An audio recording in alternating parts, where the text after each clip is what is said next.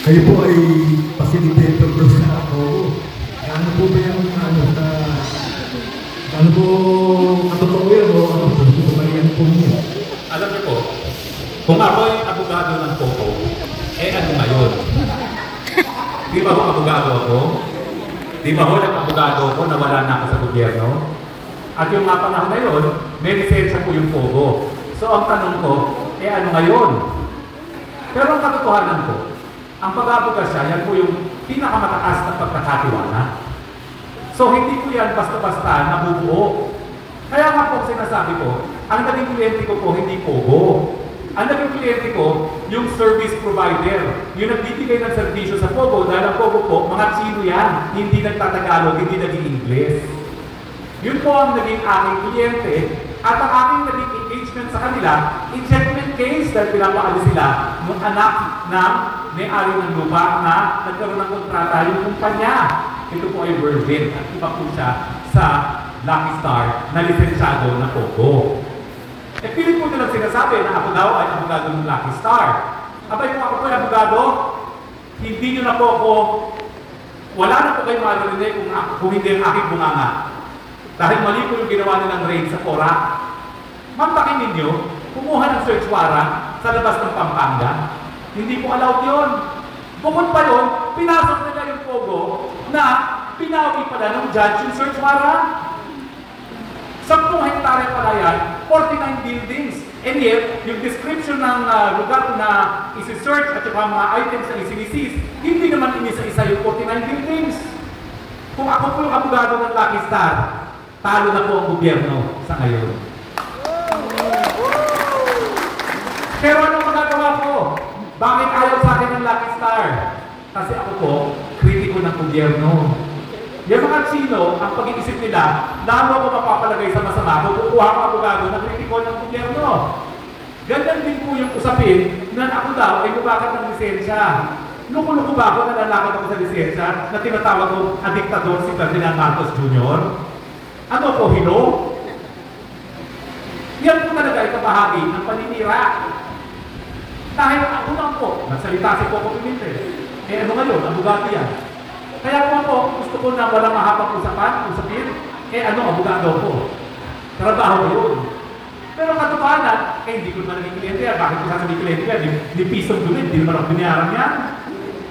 Kung ako binayaran yan, mananalo ko laban sa search warrant na yan at maniningil ako na sa kaputak na kakayahan. Bibigyan ko kayo. Eh kaso wala eh. Nalaban ng gobyerno, ayaw sa akin. Yan po ang tunay na po. Okay po? Yun, panapakan po natin ang sagot. No? Yan po, tinarita po talaga. Kayo po, may magtatanong din daw po. Ayan. Ayan, mamrek na daw po kasi bumuwi ako po. Ayun, meron po doon. Lalapitan lang po natin. Mamaya na. Sino? Mamaya na po. Sino po? Sino po yung magtatanong? Yun po yung bulungan nila eh, narinig ko po. Doli Tupad, sa Doli Tupad po ang mga senior citizen, ba't daw hindi po na isasama? Ayan. Inaayawan daw po ang mga senior citizen para sa Doli Tupad. Tama? Oo, masipag naman daw po sila, pero bakit daw po sila hindi kinukuha? Eh, senior na po. Sa pagkakalam ko actually, nagsalita ko doon sa Dumaguete, may babae na lumapit sa akin. Kasi yung husband niya, nagtrabaho ng tupad pero hindi sa binayaran. So, tinawagan ko yung peso sa Dolian, doon sa Ilocos Leyte. Pinaminsan ko siya, babayaran siya sa susunod. Kasi yung pondo, hindi niya nakuha. Tapos nalipat na, napalik na. So, babayaran na siya. Tapos nito naman na yun, ganun po yung tumawag sa kung barangay na nireklamo sa akin, yung sa tupad. Ang problema actually yung barangay captain, pag hindi ka tao niya, hindi ka inilista. Di mo ba? Yun. Natupo ko yung problema dyan. Pag hindi ka tao ni kapitan, hindi ka inilista. Samantalang yung tao niya, paulit-ulit na niya pinapawalik. Di ba tama ba? Okay. Paulit-ulit na niya nililista doon sa tupad. As if sila lang ang may... hindi lang yung kapitan, pati mayor, sinasakyan nila, di ba? Yun ang realidad, yun ang katotohanan, ginagawang politika.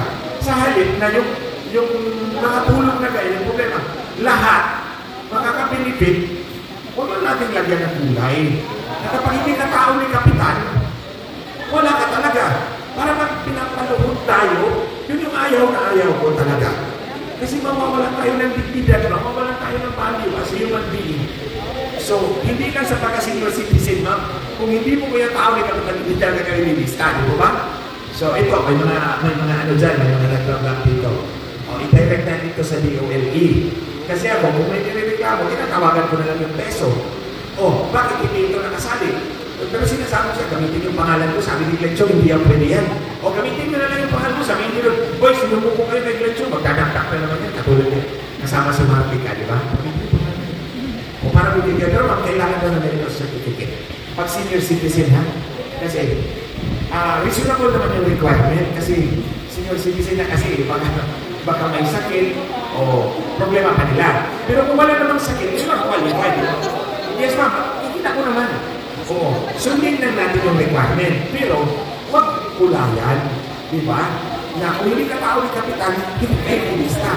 Dapat, kung ako yung Kapitan, i-share ko sa lahat yan, di ba? Kayo muna ngayon dito. Next, kayo dyan. Next, kayo dito. At balik tayo dito, di ba? Oo. Ano ang sabihin mo? Sabi ni Glenn Chong. Sabi ni Glenn Chong, hindi na pwede yan. Kung gusto nyo, isumpong na kung kayo doon kay Glenn Chong. Tapos magkatagkakan na kami ng Martica. O, di ba? Papahiya na lang natin sila. Because yun lang naman ang ipahiya natin. Itometry sila dyan din. O, may mga vlogs to sila eh. Ako meron, pero si Smart Market yung target ko. Pero pwede rin ako tumira ng sa iba. Ano na lang, sabihin nyo, gamitin yung pangalan natin. Huwag lang sa illegal, ha? Ayun. Oo, yun na. Ayan, maraming salamat po. So, meron pa rin po, magtatanong po. Ayan. Sir, ano po pangalan nyo? Gary Natividad. Ang tanong ko lang po, sino pwedeng sumunod po sa inyo, paano natin ma-prevent po yung gera? Well, unang-una, nung nag-ingay tayo, di ba nagkaroon ng insidente sa Yunin? Chinese Coast Guard, yung barko yung maliit na yung inflatable na rigid hull, pero inflatable siya na sasakyan ng ating special operations group, yung NAVSOC natin. Sinakyan ng mga Chinese Coast Guard, kinuha yung mga dala-dala nilang mga baril at ibang mga gamit. Tapos, ayun na nga, nagkaroon ng maaanghang na salita na mula sa ating, sa panig natin at siyempre meron din sa panig ng pagula. Isa lang ito doon sa sunod-sunod na mga insidente dyan sa Scarborough at saka sa Ayungin. Primarily ngayon ang problema yung Ayungin. Ang dahilan niyan ay dahil sa mga interpretasyon ng dalawang bansa sa tinatawag natin mga batas, yung international laws na nag-govern din sa area na yan. Ang specialty ito ni Prof. Ali, professor ito sa international law. Pero subukan ko lang, itong last na incident na to, medyo nag-umpisa nung nagkaroon ng issue kay Admiral Carlos. Parang nabisto ang gobyerno nito, administrasyon, na yung binibintang nila kay Presidente Duterte na gentleman's agreement ay ginagawa pa na nila dito ng administrasyon Marcos. Nagpadala po sila ng Coast Guard ng private na vessel para i-resupply ang ating mga sundalo na nandun sa Ayungin. Nandun sila sa barko natin, DRP Sharamate. So, regular natin ginagawa yan, hindi siya issue. Basta nagko-coordinate tayo. Kaya lang, naging parang polisiya ng Presidente Marcos bilang arkitekto ng ating foreign policy na kailangan hindi na dapat tayo magpaalam. Dire-diretso na lang yung punta. Pero yung dahilan para sa coordination na yun ay para na ma-prevent yung last na nangyari. Yung in-intercept ng Coast Guard, yung ating NAVSOC, at sinakyan at kinuha yung mga gamit at sinira pa yung isang sasakyan ng ating Navy. So dahil magulo na yun, umakyat ng tensyon.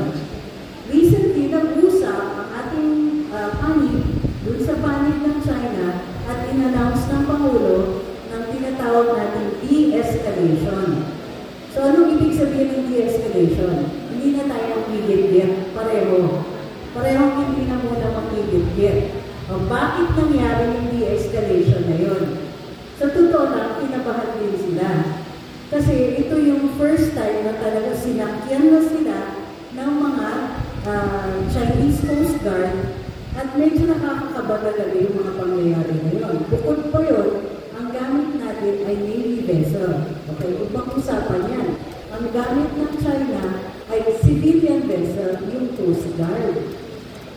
So, pag tayo kasi masyadong pag ginagamit natin ay sasakyang pangyara at sasakyang militar, ibig sabihin, handa po tayo gumawa ng aggressive acts.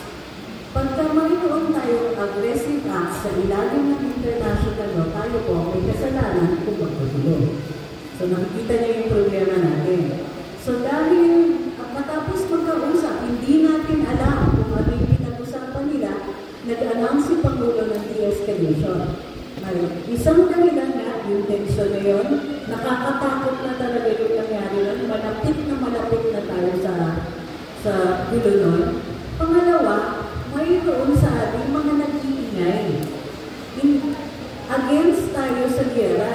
Unang-una, tinanong pa tayo ng ating Pangulo kung gusto natin makapagtalo ng ganyan sa China.